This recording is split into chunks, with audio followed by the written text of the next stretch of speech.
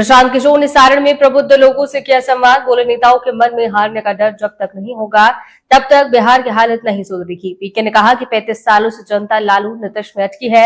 5 साल जनसुराज को देख लीजिए, कुछ नहीं हुआ तो बदल दीजिएगा।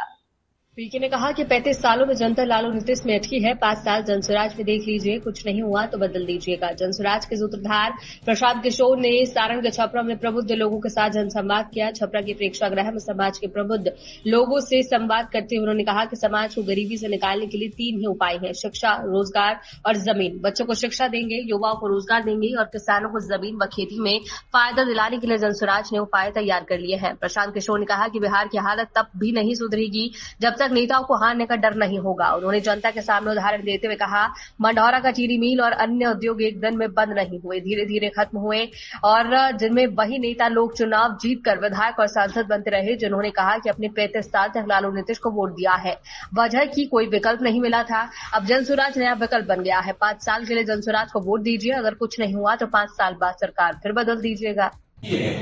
किसी भी व्यक्ति को मजबूरी में अपने बाल बच्चों का पेट पालने के लिए 10-12 हजार के मजदूरी के लिए बिहार छोड़कर बाहर नहीं जाना पड़ेगा। ये कैसे होगा? इसका पूरा ब्लूप्रिंट हम लोगों ने जारी किया है। पलायन को पिछले 3 वर्ष से जो हमने अध्ययन किया है, पलायन के 3 पहलू हैं। सिर्फ मजदूरों का, लोगों का पलायन नहीं है। बिहार में सबसे बड़ा पूंजी का पलायन है।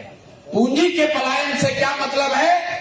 पूंजी का पलायन का मतलब यह है कि जो पैसा आप और हम कमाने के बाद, खर्चे के बाद जो जमा करते हैं, पूंजी अपना बनाते हैं, उस पैसे को आप बैंक में रखते हैं।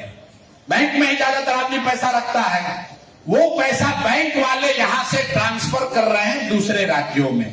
ये रिजर्व बैंक का आंकड़ा है जिसको कहते हैं CD ratio, credit deposit ratio. मतलब कितना पैसा आपने, हमने मिलकर बैंक में, बिहार में जमा किया और बैंक वालों ने उस पैसे का क्या किया।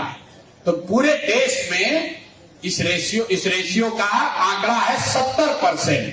मतलब भारत भर के लोगों ने यहाँ के बैंकों में जो पैसा रखा, 100 रुपया रखा, तो 70 रुपया बैंकों ने वापस उनको ऋण के तौर पर, लोन के तौर पर दिया